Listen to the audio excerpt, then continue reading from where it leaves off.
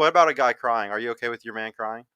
And I'm not gonna say just because of I'm gonna say over something small. I'm not gonna say because of a parent dying or anything like that. Like it was kind of a small thing. It shouldn't have been that big a deal, and he cried over it. Like, what do you feel about that? I I'm gonna be candid. I'm gonna be very candid when I say this, right? Because you have to understand my upbringing. I'm not a very affectionate girl or a woman. Mm-hmm. Never been. Okay, And I don't do too much crying. I ain't with all that bitch shit. That's just that's who just I you. am. Yeah. But I will say, I get the, I sympathize with the struggle, right? Because I see my brothers go through it. Like, as we got older, my brothers start calling me now way more. Like, as you get older, your sibling bond kind of, it strengthens. So listening to sometimes their frustrations, you know what? I wouldn't mind hearing my man cry instead of going down his sorrows in a bottle and potentially driving drunk and getting into an accident and not coming home, or potentially getting into a fight and something else happens and it leads from there. I wouldn't mind having my man say, I had a long day today. A cry would make me feel better, and just get his shit off. He don't need to be bothered. He don't want to talk. He just want to release, because we know that, and we're seeing it in mass, that there is a prejudice with the black man in therapy.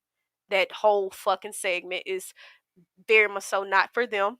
Um, Women have a perpetuated idea of what they should and should not be talking about and what is acceptable, because sometimes we do take things, hold them against them, and throw it in their face. When we get mad, we use our words in order to cut them deep.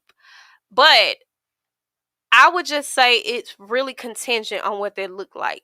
However, to be very, very honest, I'm not finna deal with no man who at every motherfucking minor inconvenience start crying. Yeah. Get your ass up and we gotta move. Mm-hmm. I don't know what that look like for you, but if every time something going wrong in life you gotta break down and cry, It's a no. problem. Because that doesn't just look like crying. Also, on the adjacent end, what that looks like in hyper masculinity or toxic masculinity, that looks like your elevated tone. Now you being mean to me. I haven't done anything to you. Mm-hmm. Now all of a sudden, anytime I'm asking you general conversational questions, now you're snapping at me. You have no patience with me. It wasn't me who made this issue. But a lot of times men don't get that. They have tunnel vision. You're having a terrible fucking day at work. All of a sudden now, this one person that pissed you off, and I'm just simply asking, hey, do you know where this is? Or can I have some money? Or, et cetera, et cetera. Whatever I'm asking, and all of a sudden you snapping at me. Mm-hmm. That's no different than the crying. Yeah. Because now you're letting me know that anytime something is out of your control, in order for you to regain control, you have to minimize me. Yeah. I don't want that either. So watch your mouth, Mm-hmm. right? Yep. Watch how you treat me. I'm still a woman, Mm-hmm. and I didn't do it, but I can help make it better. Yeah. You just need to tell me how to support you. No, no, that's good. I was just really curious because crying. That's like something that everybody like sometimes disagrees about in this space when it comes to like guys crying or not. If it's like I personally went to therapy for a year. I'm a guy that's like actually very emotional. I have BPD, so like I like actually know I'm very intact with my emotions. Mm-hmm. So like but so a lot of people would disagree with me on a lot of things. I don't think that most guys should go to therapy. I think that we emote differently. Like it's good to go to the gym.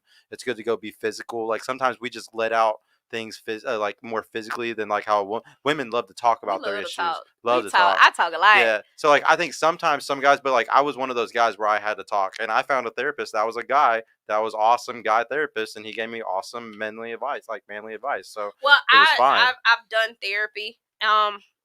What I thought of it was something completely actually different than what it was. And honestly, I had a black woman therapist. I loved her. She was in Pine Bluff, and I learned how you have to be self-aware. I learned how you had to learn your boundaries. I learned that therapy doesn't always come with paying somebody to go sit on a couch and vent. You can do other things that are therapeutic. Mm-hmm. So I always encourage that. I get it, right? Like, is there that a form, and is that the primary form that we know about? Yes, and it used to be a stigma in my community that to not go, to not trust. And it's certainly graduated and branched out and become a very useful tool nowadays, especially for these adults hyped up ADHD and all these other crazy fucking things. But Yeah, I definitely think that it doesn't stop it going to sit on the couch. a thousand You percent. don't have to go sit on somebody's Uh, couch, and shout out to the therapist. I get it. But I will always stand behind black men and their choices. And if they say we don't feel comfortable, this ain't the route for us, I just want to go to the barbershop and I feel comfortable talking with the talking to boys there. my guys. Yeah. That's what I want you to do. Go get what you need or what you feel like is gonna make you better. And if that doesn't work, right? And we start picking up codependency issues, now we got to address this. Hmm. Now I got to come talk to you like you one of the guys. And sometimes that means me stepping out of my femininity. But a lot of men True. don't understand that. Like, I can give you that But you're because gonna mess sometimes up you the need to be dynamic. checked. Yeah. But you don't get it from your boys the same way you get it from a woman. Mhm. Because everybody have an issue with manipulation, but if you use it right, manipulation can actually be productive, That's right? something I talk about all the time. Yeah. Manipulation can be productive, so your woman can actually be very useful in those dynamics. A lot of times men don't understand that there is value in simply having a woman herself, but I think men know that, which is why they attempt to fearmonger women out of being single and alone. I think in the back of their mind they really do know, like, there is a value card, there is a currency to actually being with the woman Mhm. in society. I think they know that. They just don't want to admit it. What do you mean? Dig deeper there. Like, what do you mean? Like because that's something that actually like one of the big things is I disencourage women being single, and the whole reason why is because I don't want them to get stuck single. I'm scared of the habit of staying single until they hit the wall, and the next thing you know, they can't find the man that they want. So let me ask you this: if a woman chose to stay single, how would that affect you? It doesn't affect me at all. It affects the world. So the whole point of my show is none of this is for me. All of this is because I see a loop, a hedonistic loop going on. And for this hedonism to stop, it all starts with one thing: women opening their legs. If women close their legs, men have to work harder to get the pussy. If men have to work hard to get pussy, then these guys that ain't shit all have to become better men. The problem with people letting or women letting sex out so easily or making it so easy for them to get sex is men become shit. They don't have to work for anything. Okay. So I have a very hard stance where I teach women keep your legs closed, find a good guy before you hit the wall. Get married, have kids, do all that stuff. Because we look at statistics, we look at what makes women happy. It shows that the 45 plus women are the saddest demographic, and the reason why is because they're single. Like if they weren't single and they had families and like if they had a family reunion at 80 years old and they had all these grandchildren, I think they'd be way happier than staying single their whole life. Okay. That's the whole point of my show. Like I have four sisters. I have nothing but best friends that are women.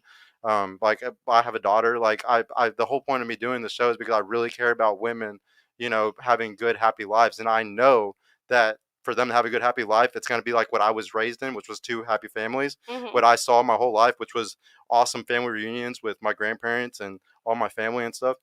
I know that's what makes women happy. And all this bullshit about being single and that's what's really happiness. That's not true. It's never been true in all of history. If we look at all of history, men and women are symbiosis. We're always meant to be together. We were never meant to be apart. So anybody who thinks that we're meant to be apart, you're just not in connection with nature. Okay. I heard you. And I do agree. However, I will say this. Hey y'all, Sergio here. I just want to mention I've created a completely free guide that shows you exactly how I went from having low confidence and being painfully awkward around women to easily meeting and dating numerous high quality desirable women in real life without the use of any dating apps or social media. So if you're struggling to get out there, if you have approach anxiety or don't know what to say or how to interact with women to make them want you and are sick of using dating apps with low value girls that hundreds of other guys have been chatting with, click the link in the description below to grab your free guide right now. And if you want private mentorship with me personally to help guide you every step of the way in this process, check out my mentorship program in the description too. I would be happy to help you reach your dating goals and overcome any obstacle you may face. And trust me, if I can do it, you can do it too. I hope to see you soon. Peace out.